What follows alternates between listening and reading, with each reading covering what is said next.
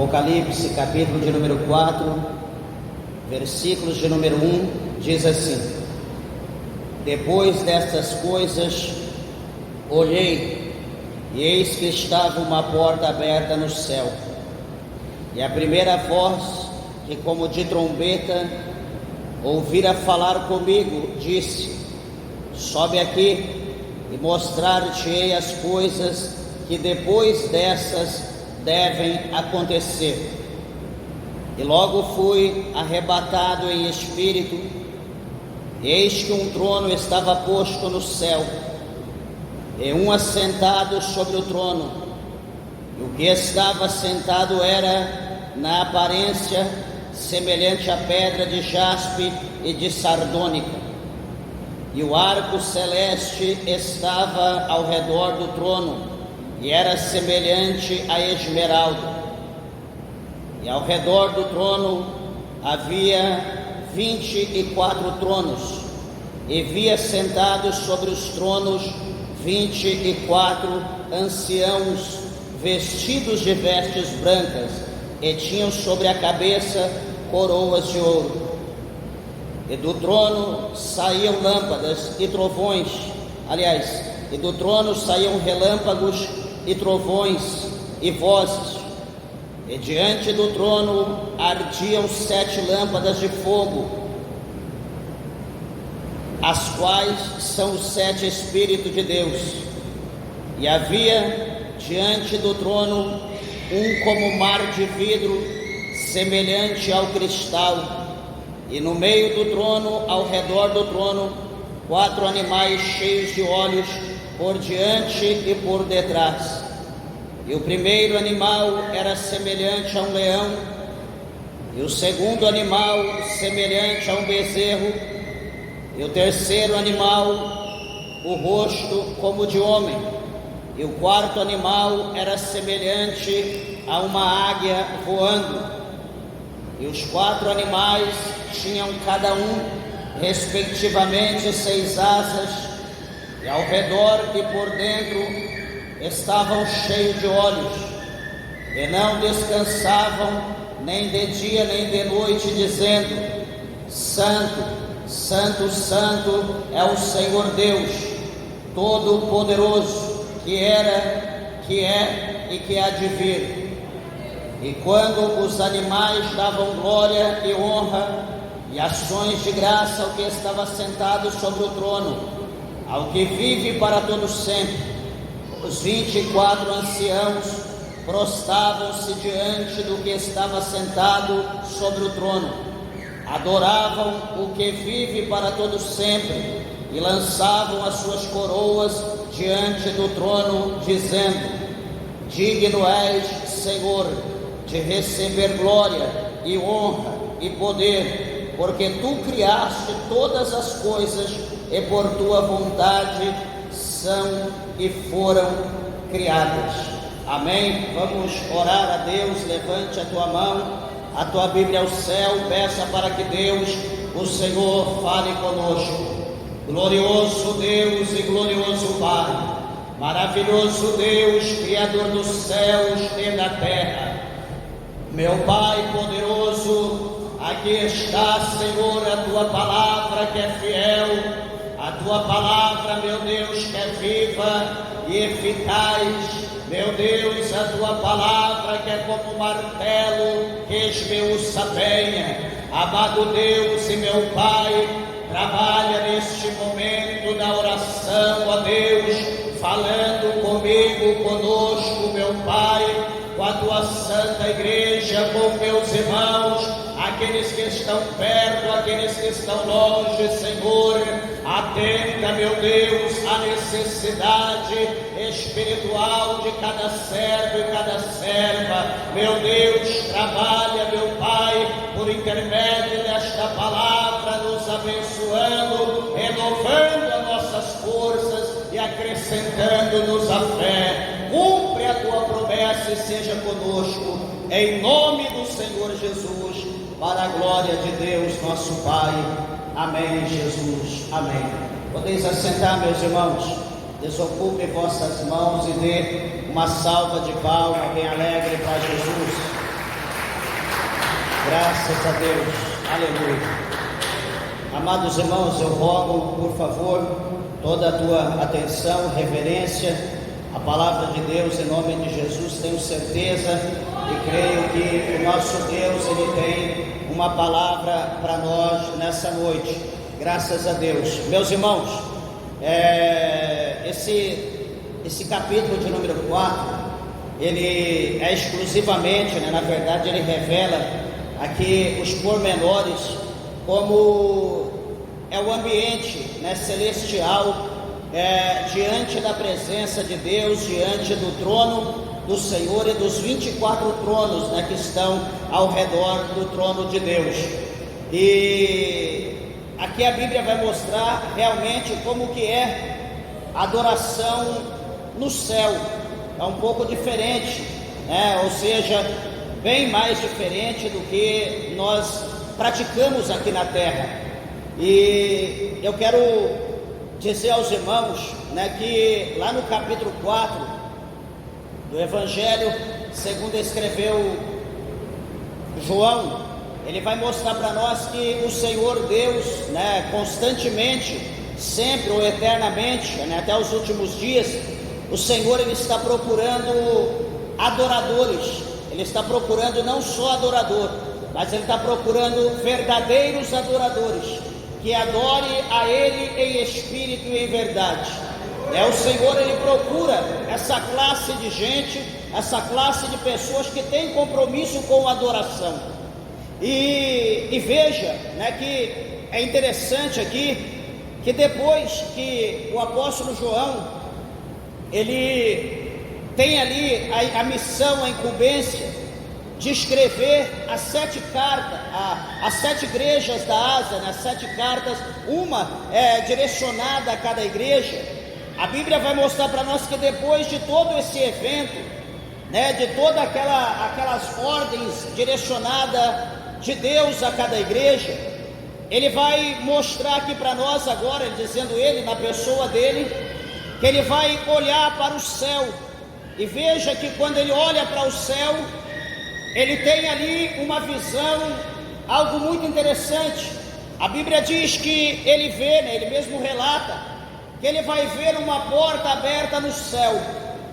Louvado seja o nome do Senhor. João, ele vê uma porta aberta no céu.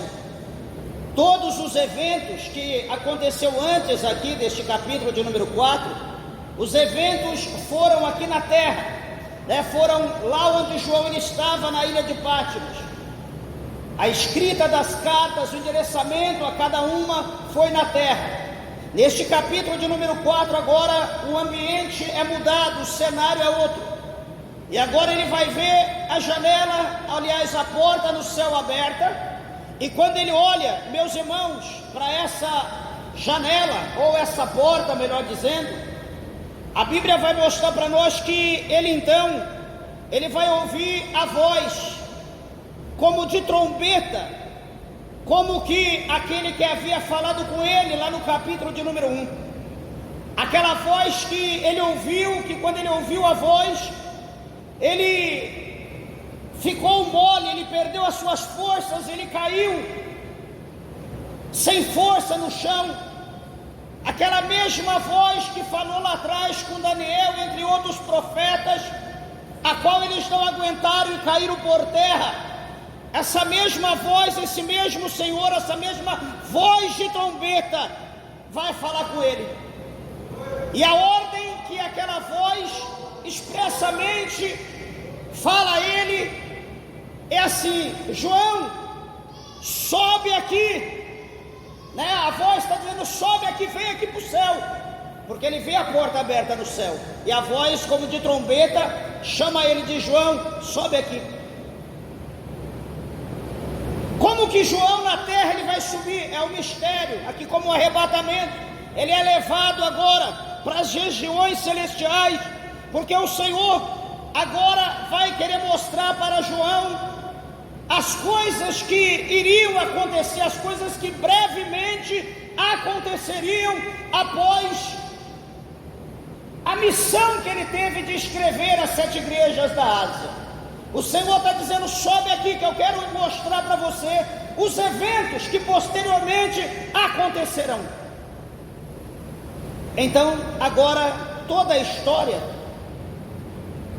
do livro do Apocalipse já não vai ser mais aqui embaixo, agora vai ser em cima no céu. Ele vai estar em outro nível, ele vai ver as coisas da maneira que é lá em cima, não como que é aqui na terra.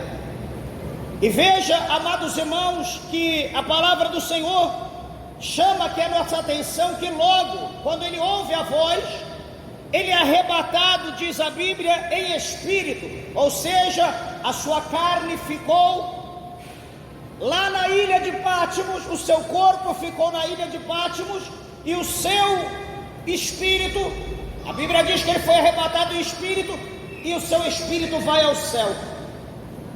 Não é interessante que muitas pessoas, quando falam acerca de arrebatamento, eu fui arrebatamento em espírito, mas certamente todo arrebatamento é espírito. O que não é em espírito é transladado, como foi a questão daquele homem de Deus, né, que quando aquele homem estava dentro do carro lendo, né, ali o evangelho, estava lendo ali aquilo que falava acerca de Jesus, né? Eu digo evangelho porque evangelho significa boas novas, e aquele homem estava lendo então, né, aquele homem de outra nação, lá da África, né, aquele homem de uma terra longínqua, ele estava lendo ali, ele não entendia, e a Bíblia diz que Felipe foi levado ali, ele pregou, ensinou aquele homem, o batizou, e depois então ele foi transladado. Ele foi levado, né, em carne, em espírito, em alma para Azoto. Então é diferente do arrebatamento, que o arrebatamento é somente no nosso espírito. Não há como, por exemplo, eu, você ou qualquer um de nós ser arrebatado em carne, em sangue e ser levado diretamente ao céu. Isso é antibíblico. Porque Paulo, ele fala no capítulo 15 de 1 Coríntios, que nem o sangue, nem a carne, nem a corrupção ou a incorrupção herdará o reino dos céus.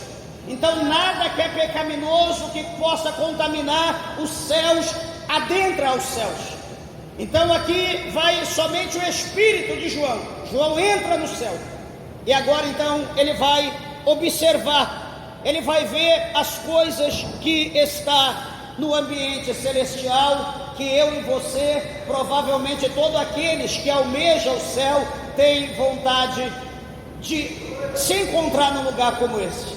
E a primeira coisa aqui que João, ele vai relatar para nós, ele vai ver um trono, e a Bíblia diz que esse trono, ele estava posto no céu, e estava assentado sobre esse trono, havia um que estava sentado sobre ele. Só que observa, meus irmãos, que é interessante que a aparência desse que estava sentado sobre o trono é diferente daquilo que eu e você, que nós imaginamos. Se eu perguntar para você como você imagina Jesus, se eu perguntar como que você imagina Deus, alguém vai dizer: Deus é um velhinho com trilhares de anos, com cabelão barbudo, todo branco. Alguém vai pensar assim, talvez. Outros talvez possam imaginar outra coisa, mas a palavra do Senhor mostra aqui para nós que o que estava sentado era, veja bem, na aparência semelhante à pedra de jaspe e de sardônica, ou seja, a aparência dele era literalmente uma aparência das pedras mais preciosas que se possa imaginar. Pedras preciosas e raras era a aparência desse. E outra situação, ele continua dizendo: e o arco celeste estava ao redor do trono e era semelhante à esmeralda. Veja, está dizendo o arco celeste. O que é o arco celeste? É aquele que aconteceu lá atrás em Gênesis, o sinal que o Senhor deu para Noé, quando o mundo foi destruído com água do dilúvio, e depois que tudo acabou, que o Senhor ia fazer tudo novo novamente, o Senhor fez uma promessa para Noé, dizendo que ele não destruiria mais a terra com água, mas destruiria posteriormente com fogo. E o Senhor vai deixar ali um sinal, como sinal do pacto, da aliança que ele havia feito com Noé. E esse sinal, esse pacto, foi dado o arco-íris, como aqui a Bíblia mostra para nós, diz que é o arco celeste. E veja, amados irmãos, que este arco celeste que estava em volta ali do trono, ou acima, numa altura mais elevada, ele diz que este arco tinha a cor verde, mais ou menos, é a cor da esmeralda que se vê hoje. Então uma cor meio esverdeada, uma cor nessa tonalidade. E não sendo só isso, ele vai mostrar para nós que ao redor desse trono, que tinha esse ser certamente extremamente poderoso, o trono central, e ao redor, supõe à direita 12 tronos, à esquerda mais 12 tronos. Quando se diz 24 tronos, se divide. O primeiro conjunto de trono significa os 12 patriarcas, e o segundo conjunto de trono significa os 12 discípulos, os 12 apóstolos de Cristo.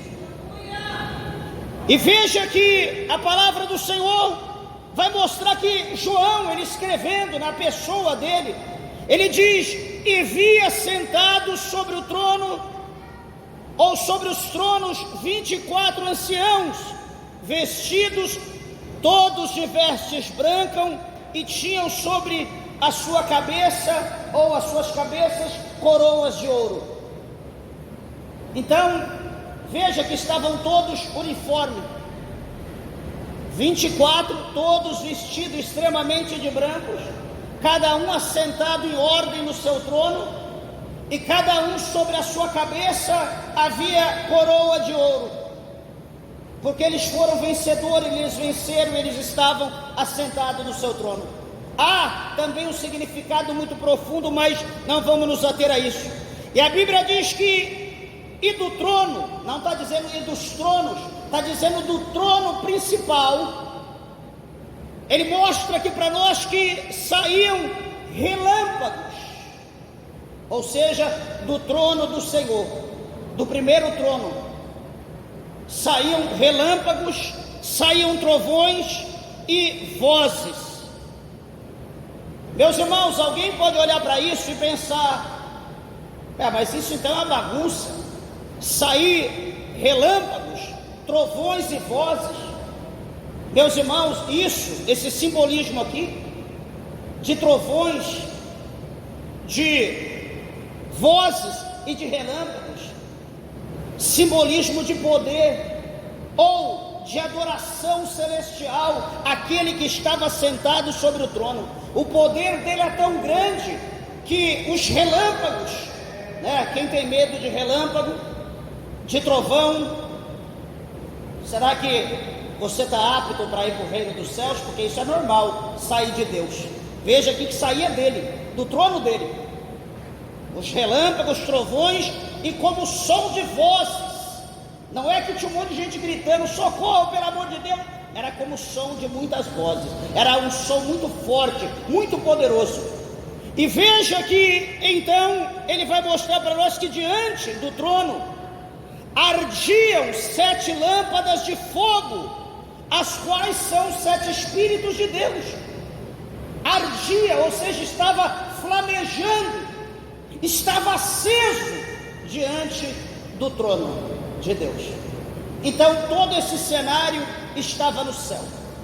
Eu já vi pessoas, já ouvi testemunho, conheci pessoas que foram arrebatadas ao céu, e nesse arrebatamento a pessoa viu apenas um pequeno bordado em parte da mesa ou na ponta da mesa, aonde iria receber todos os santos, onde o Senhor o serviria. A pessoa viu apenas um pequeno bordado, um detalhe, ficou perplexo, quase morreu, porque não tinha palavra para expressar. Imagina você no céu, enxergando, vendo toda essa glória que João está vendo. Imagina você observando tudo isso, a olho nu, vendo tudo aquilo e relatando tudo aquilo. Meus irmãos, isso é um privilégio, é uma honra que não há palavras, né, para nós dizermos. Mas continuando, a Bíblia vai dizer para nós que havia também diante desse trono um como mar de vidro. Quando nós falamos mar, nós imaginamos algo muito grande. Talvez aqui nem todos conhecem o mar, mas o mar é coisa que perde de vista. É como você olhar para o céu azul, de um lado para o outro e não ver fim. O mar é exatamente, só que de água. E aqui a Bíblia está dizendo que, né, João está dizendo que havia um mar como de vidro, um mar de vidro, semelhante ao cristal, e do meio do trono e ao redor do trono 4 animais cheios de olho por diante e por detrás. Aqui ele está falando para nós, quando nós olhamos no capítulo de número 1 do livro de Ezequiel, nós vamos observar que Ezequiel também teve um encontro, ele teve uma aproximação com este ser, aonde a Bíblia dá lá o nome de querubins. Depois os irmãos podem olhar que lá está relatado no capítulo 1, mais adiante também, no 10 ou 11, se não me falha a memória, vai falar novamente. Então você pode observar com detalhe, com maior precisão acerca desses animais. Alguém pode olhar e ter medo, achar isso pavoroso, meus irmãos, mas o céu é totalmente oposto do que nós imaginamos. Por exemplo, um certo dia conheci uma pessoa, e essa pessoa dizia que era apaixonada por ouro, e que por isso ela gosta de Deus, que ela quer ir para o céu para ficar. Será que pegando ouro, pulando nas montanhas de ouro, será que é assim? Eu gosto de Deus porque Deus é rico, eu gosto de riqueza?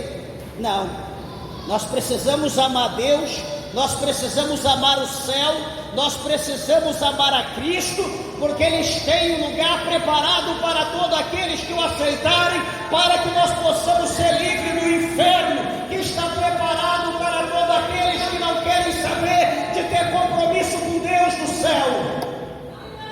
Louvado seja o nome do Senhor. Querer Deus só porque Deus pode dar, querer Deus só porque Deus tem isso, querer Deus só porque Deus faz aquilo, isso não vai trazer salvação e não vai te livrar do inferno. A Bíblia mostra aqui para nós que o primeiro animal, como está relatado lá também em Ezequiel, o primeiro animal era semelhante a um leão, o segundo animal semelhante a um bezerro, o terceiro animal o rosto como de homem, e o quarto animal era semelhante a uma águia voando. Um ser só de 4 faces. Este ser era um só, porém ele tinha 4 faces. Segundo teólogos, cada face cada um desses animais significa o surgimento dos evangelhos. Por exemplo, ele diz aqui, o primeiro era semelhante ao leão. O leão simboliza o evangelho de Marcos. Por que o evangelho de Marcos? Porque quando você abre o Evangelho de Marcos. O primeiro capítulo de Marcos, quando você abre e começa a ler, você já vê Jesus atuando como um guerreiro, pregando a palavra, expulsando demônios. É totalmente diferente dos outros evangelhos. Jesus já entra em cena no Evangelho de Marcos, já na missão, já fazendo o que tem que fazer. Lá no capítulo 1, mostra já dentro do templo, Jesus já expulsando demônio que estava na vida de uma pessoa. Então é comparado o leão como o Evangelho de Marcos. Depois ele coloca o segundo semelhante a um bezerro. Aqui ele vai colocar como o Evangelho de Lucas. O terceiro ele coloca como rosto de homem. E esse rosto de homem ele diz que é o Evangelho de João, aonde Jesus ele pregou para toda a humanidade, o Evangelho diferenciado. E depois o último era semelhante a uma águia, que é o quarto Evangelho. Então, amados irmãos, toda semelhança, para nós entendermos melhor. Tem muita coisa para falar acerca disso, mas o tempo é escasso. E veja que a Bíblia vai mostrar para nós que esses animais, ou esse animal de 4 faces, e os 4 animais tinham cada um, respectivamente, 6 asas. Quando se fala em 6 asas, nós lembramos do capítulo 6 do livro de Isaías, quando Isaías ele vê os serafins que estava acima do trono do Senhor com 6 asas, aonde a Bíblia diz que com 6 asas ele cobre os seus olhos, com 6 asas ele voa, e com 6 asas ele cobre os seus pés.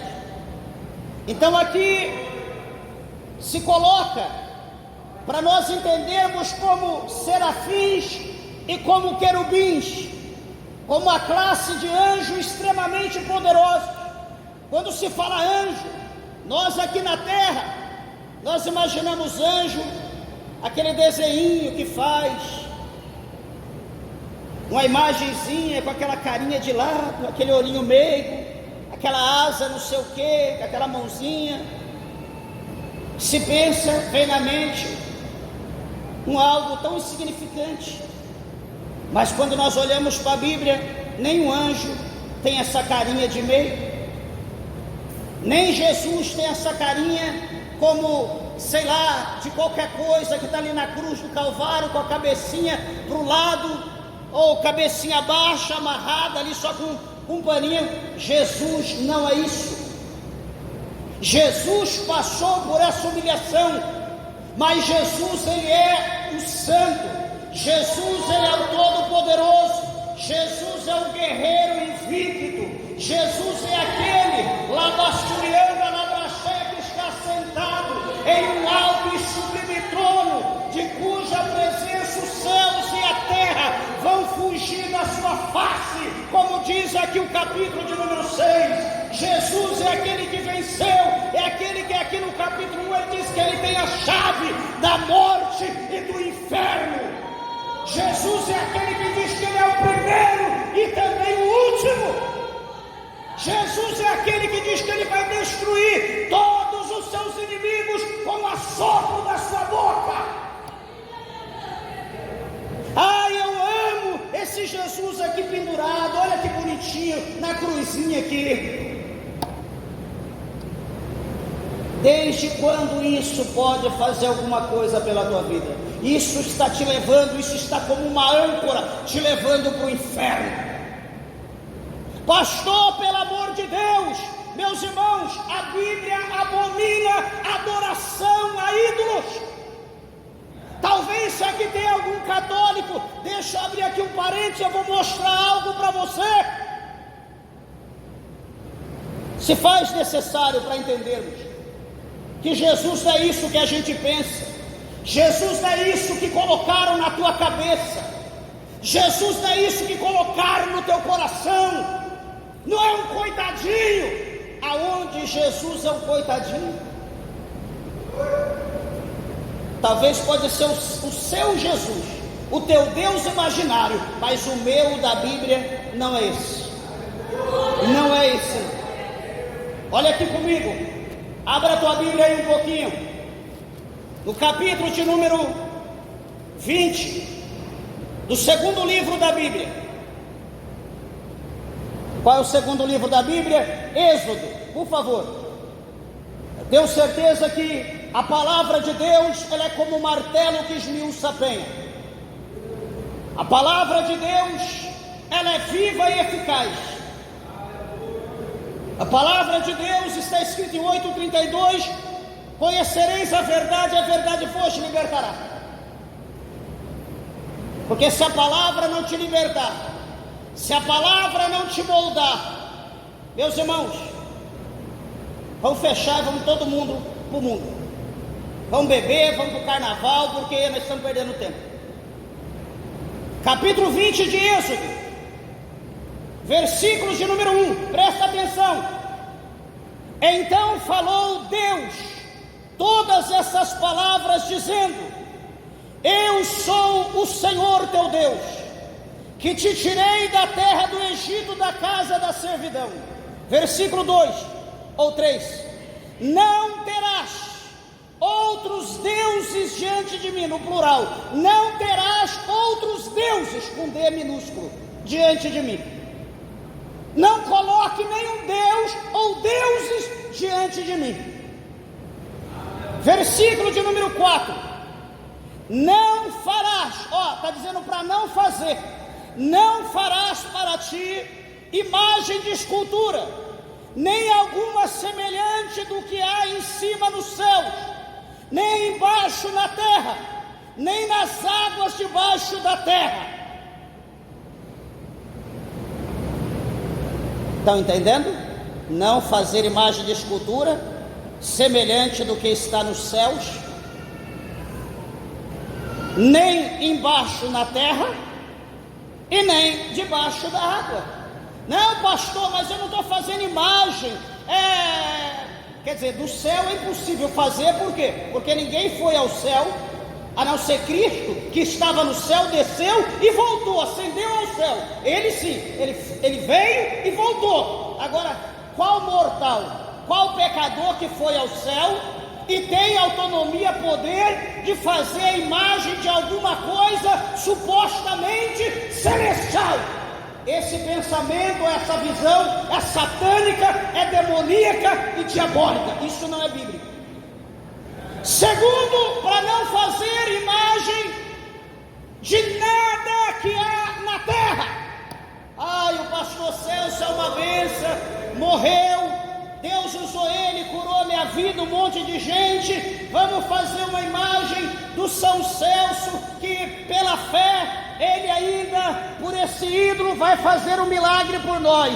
Joga no lixo, queima, quebra, repreende, porque ninguém tem poder na terra de fazer nada por nós, a não ser Jesus, por intermédio do Espírito Santo. Ídolo de pedra, de barro, de gesso, de cera, de ouro, de prata, de pedra, enfim, não tem poder para fazer nada para ninguém. Jesus, o Senhor Deus, está dando uma ordem aqui: não fará. É Deus, o Todo-Poderoso, ele dá o título para ele, que está dizendo. Não é Moisés, não é Noé, não é Abraão, não é eu, é o Deus, o Todo-Poderoso. Agora você pode obedecer a Deus, literalmente, ou você pode obedecer o teu pastor, obedecer o teu padre, ou o teu reverendo, ou o teu papa, ou o cão que você quiser, e dizer: não, eu obedeço porque eu creio. É uma questão tua. Só que pode ter certeza que Deus não tem compromisso nenhum com você, e você sabe para onde você está indo. Esse ídolo é uma âncora que está te levando para o inferno. Você precisa se libertar. Concluindo aqui o versículo de número 5: não encurvarás. O que quer encurvar? Se prostrar, render, ser submisso, adorar. Não encurvarás a elas, nem as servirás, porque eu, Senhor teu Deus, sou Deus zeloso, que visito a maldade dos pais nos filhos, até a terceira e quarta geração daqueles que me aborrecem. Olha o que você pode estar fazendo. Você que é adorador de ídolo, a tua adoração, a tua responsabilidade, o teu compromisso com esse ídolo pode estar levando, acendendo a ira de Deus aos teus filhos, aos teus netos e aos teus bisnetos e até tataranetos. A tua ação pode estar fazendo isso, porque o Senhor está dizendo aqui: eu visito a maldade dos pais nos filhos, terceira e quarta geração daqueles que me desobedecem. Talvez alguém hoje pode estar pagando um preço. Como eram teus pais? Eu descobri ano passado, até comentei com a minha esposa, não tive conhecimento dos meus bisavós paternos,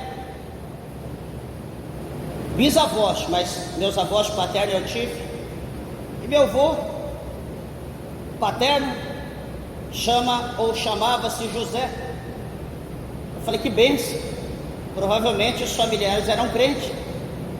Mas depois, olhando, lendo alguma coisa, e vim falar que dia 19 de março, se eu estiver errado alguém me corrija, dia 19 de março é dia do quê? Dia do José. É isso? Acho que é isso. Aí eu lembrei e falei: peraí, meu avô nasceu dia 19 de março. Então que meu avô, os familiares dele era crente, coisa nenhuma, era idólatra, fiel, colocou o nome dele no dia que ele nasceu, o dia do santo, colocou o nome dele. O que isso traz, meus irmãos? A idolatria traz um jugo sobre os filhos, sobre os netos, bisnetos. Será que você está entendendo o mistério agora que pode estar acontecendo na tua vida e você talvez não sabia? Pastor, mas o que eu faço para me livrar disso? Levanta as tuas mãos e aceita Jesus. Peça para Jesus quebrar essa maldição hereditária. Peça para Jesus limpar a tua vida, o teu nome, que foi oferecido uma entidade ao suposto Deus, um suposto santo. Peça para Jesus te lavar, te libertar, para Jesus te dar vida, para Jesus mudar a tua história. Olha aqui, mais um pouquinho, quer ver? Aliás, o versículo 6: e faço misericórdia em milhares aos que me amam e guardam os meus mandamentos. Oh, meus irmãos, como Deus é misericordioso. Deus, Ele age com misericórdia. Deus, Ele abençoa milhares, todos aqueles que guardam os mandamentos do Senhor. Deixa eu dar mais uma passadinha aqui, só na outra base, o famoso e tradicional Salmos de número 115, ou podemos até falar mais algum outro pela frente, mas só esse aqui tá bom. Salmo 115, versículo de número 1: não a nós, Senhor, não a nós, mas ao teu nome dá glória, por amor da tua benignidade e da tua verdade. Porque dirão as nações vão dizer para nós que somos crentes: onde está o teu Deus? Porque você vai conversar com uma pessoa ímpia: ah, meu Deus está aqui, ó. Ah, meu Deus está ali na parede. Aí ele vai olhar para você e falar: cadê teu Deus? Aí o que ele responde? Mas o nosso Deus está no céu e faz tudo o que lhe apraz. Aí ele vai dizer: os deuses deles, os deuses das nações, os ídolos deles são prata e ouro, obra das mãos dos homens. Tem boca, mas não falam. Tem olhos, mas não veem. Tem ouvidos, mas não ouvem. Nariz tem, mas não cheiram. Tem mãos, mas não apalpam. Tem pés, mas não andam. Nem som algum sai da sua garganta. E ele encerra: tornem-se semelhantes a eles os que fazem e todos os que neles confiam. Você que é adorador de ídolo, de imagem: ai pastor, não, é que eu acho bonitinho. Pega uma foto do teu filho, da tua filha, faz um quadro e coloca lá, é melhor.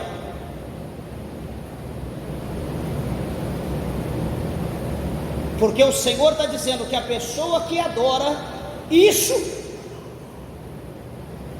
é tão inútil quanto ele. Porque ele está dizendo: torne-se iguais e semelhantes a esses ídolos, os que fabricam e os que adoram. Sabe essa situação terrível que você está vivendo? Ah, eu clamo, Deus não me ouve. Ah, eu peço, Deus não responde. Ah, sabe por quê? Porque você é igual um ídolo. Você quer que Deus faça a obra para você, mas quem vai levar o nome, a bênção, é o São Bento, o São Joaquim, o São Pedro. Sabe quando Deus vai fazer o milagre? Nunca! Isaías disse que Deus, Ele não dá a glória dele para ninguém.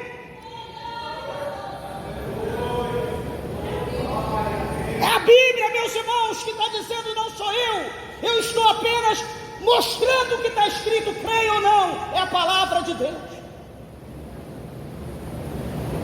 Agora se faz festa para toda entidade, para todo tipo de ídolo, para todo ser. Vira a noite, andando um monte de gente, parece um bico com vela na mão, fazendo a famosa e velha procissão, como está escrito em Isaías, onde Deus condena. Cantando, louvando, adorando. Só que quando nós estamos na igreja, parece que nós estamos sem língua, parece que a nossa boca fora vedada, parece que lá no mundo nós estamos vivos, mas aqui nós estamos como ídolo. Nós não conseguimos adorar, nós não conseguimos glorificar, nós não conseguimos dar glória para Deus, nós não conseguimos agradecer a Deus pelos feitos nas nossas vidas. Meus irmãos, eu não sei o que Deus precisa fazer na nossa vida para nós despertarmos. A palavra de Deus mostra para nós que o que nós fazemos é desobediência. Porém, o profeta Paulo, ele escreveu dizendo que a ira de Deus há de se manifestar sobre todo filho da desobediência. Como foi dito aqui, olha aí, rumores de guerra. A terceira guerra mundial está a uma isca de um fagulho de fogo para estourar. Eu pergunto, se estourar, você acha que você vai escapar?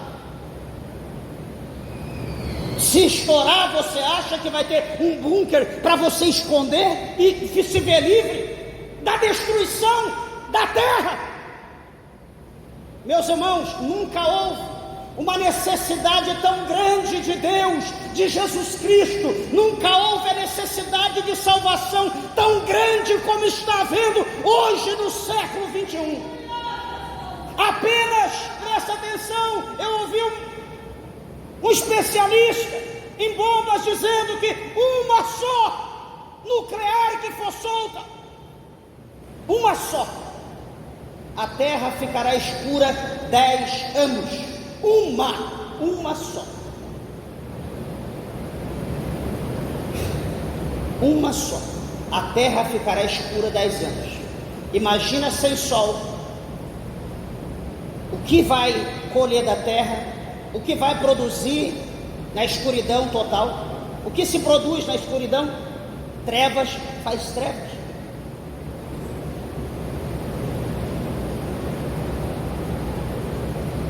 Imagina o tanto de pestes, o tanto de vírus que vai surgir.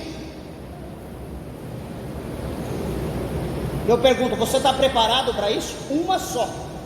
Certa feita, o líder da Rússia, 4 anos atrás, ele disse que se houvesse uma terceira guerra mundial, ia ser o extermínio da humanidade. E nós estamos vendo isso cada dia se aproximando. Eu te pergunto, o que você pensa? Ah, pastor, estou tranquilo aqui. Vai pensando que está tranquilo. Você está tendo a oportunidade hoje, Jesus está dando a oportunidade, Jesus está revelando as coisas do céu, o que tem preparado no céu para aqueles que forem fiel. O Senhor está revelando que este mundo é uma farsa, que este mundo é uma mentira. Jesus está revelando para nós que nós estamos mais perto do fim do que do começo, e nós estamos cocheando em 2 pensamentos. Nós estamos preocupados em ficar rico, nós estamos preocupados em comprar casa, em trocar de carro, nós estamos preocupados em ganhar mais, em fazer hora extra. Mas eu pergunto, e a salvação da tua alma, como está? Qual é a tua preocupação acerca da salvação da tua alma? É igreja sendo aberta, é pessoas liderando igreja sem o mínimo de compromisso, de sabedoria, de entendimento, de conhecimento. É pessoas no adultério, na prostituição, na mentira, no engano. A igreja que racha, a igreja que se forma. Eu pergunto, será que de fato há uma preocupação com almas? Será que há uma preocupação com vidas? Meus irmãos, não estou dizendo que eu sou bom, longe de mim. O sangue de Jesus tem poder. Mas eu pergunto aos irmãos, na nossa cidade, por exemplo, quem está pregando a palavra de Deus do jeito que ela é?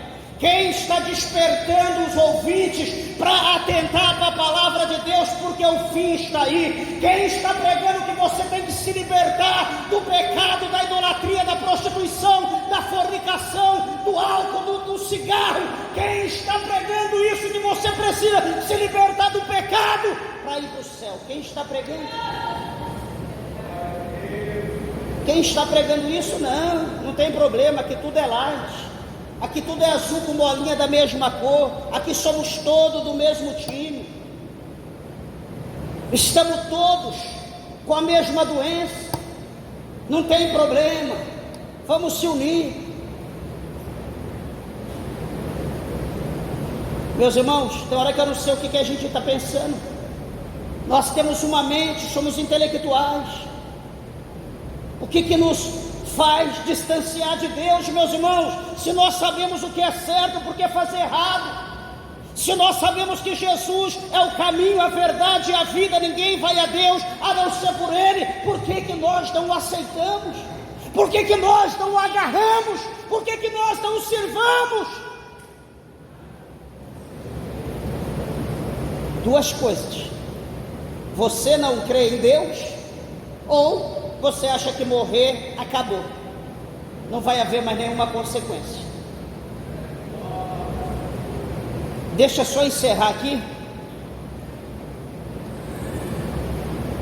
o capítulo 4, versículo 8 de Apocalipse. E os 4 animais tinham cada um respectivamente 6 asas ao redor e por dentro, estavam cheios de olhos, e não descansam nem de dia nem de noite, dizendo: Santo, Santo, Santo é o Senhor, o Todo-Poderoso, que era e que há de vir. Olha aqui nós adoramos a Deus 3, 4 vezes na semana, ou supostamente adoramos. Só aqui quando adoramos. Lá no céu, a adoração é 24 horas, e a Bíblia diz que os seres, eles não se cansam. Por quê? Porque eles não estão na carne, eles são espírito, e eles adoram 24 horas. Ou seja, para quem não gosta de adorar, este lugar é um lugar monótono. Este lugar é um lugar que não traz prazer. Este lugar é um lugar que não vai te agradar, pode ter certeza disso. Mas ele continua dizendo: e quando os animais davam glória e honra e ações de graças ao que estava sentado sobre o trono, ao que vive para todo sempre, os 24 anciãos prostravam-se diante do que estava sentado sobre o trono, adoravam o que vive para todo sempre e lançavam as suas coroas diante do trono, dizendo: digno és, Senhor, de receber glória e honra e poder, porque tu criaste todas as coisas e por tua vontade são e foram criadas. Olha aqui a adoração. Na adoração se dá o fruto do lábio, o sacrifício dos seus lábios, o louvor, o glória a Deus, a pregação, tudo é fruto, se dá na adoração. Mas ainda eles dão algo interessante quando nós lemos que os 24 anciões, quando adoram o Senhor, quando eles se prostram, eles arrancam, cada um tira a sua coroa e lança-as diante daquele que é o Todo-Poderoso, diante daquele que criou todas as coisas segundo a sua vontade. Sabe o que é isso, meus irmãos? Reconhecimento. Eles estão diante do trono, são os 24 anciãos, sim, eles estão ali não por mérito, eles estão ali porque Deus os criou, porque Deus os sustenta, porque se Deus não quisesse, ali não estavam. Se Deus não quisesse sustentar, já estariam extinguidos dali do céu. Eu pergunto, amada igreja de Deus, qual é, meus irmãos, a nossa gratidão a Deus? Qual é, a igreja de Deus, a nossa gratidão ao Senhor? Não temos força de dobrar o joelho para orar, meus irmãos. Não agradecemos a Deus pelo almoço, não agradecemos a Deus pelo jantar, não agradecemos a Deus pelo café, pelo chá, não agradecemos a Deus pelo dia que Deus nos deu, não agradecemos a Deus pela noite que Deus nos deu. Meus irmãos, aonde está a nossa gratidão? Será que na nossa imaginação Deus é obrigado? Será que na nossa imaginação Deus tem? Se Deus não fizer, será que a nossa imaginação é assim acerca de Deus? Ele é o Senhor, meus irmãos. Nós somos servos, nós somos escravos, nós temos que estar à mercê de Deus, à vontade de Deus. Senhor, como Isaías, eis-me aqui, Senhor, envia-me a mim. Como Samuel, Senhor, fala, Senhor, fala que o teu servo ouve. Amados irmãos, eu encerro e digo: aproximai-vos de Deus, aproximai-vos do Senhor, deixai-vos o pecado. Vocês sabem o que é bom para os vossos filhos, vocês não querem nada mal, nada ruim para os vossos filhos. Deus também, sendo Pai, Ele quer o que é bom para a tua vida, e o que é bom para a tua vida é que você abandone o pecado, a idolatria, esse mundo pecaminoso, e se achegue a Ele, para que as bênçãos dEle desçam sobre a tua vida, e na iminência de acontecer alguma coisa nuclear, pode ter certeza que partimos desse mundo, nós estaremos com o Senhor para todo sempre. Essa é a minha, creio que seja a nossa esperança. Então nessa noite, em nome de Cristo, decida a tua vida, aceite Jesus, abra o teu coração para o Senhor, não volte para a tua casa sem Jesus. O Espírito de Deus esclareceu essa palavra no teu coração. Que Jesus, o Senhor, vos abençoe em Cristo. As horas se foram, as palmas, bem alegre, com alegria, exalta e glorifica o nosso Deus, o Criador dos céus e da terra. Bem alegre para Jesus, glorifica Ele, meus irmãos.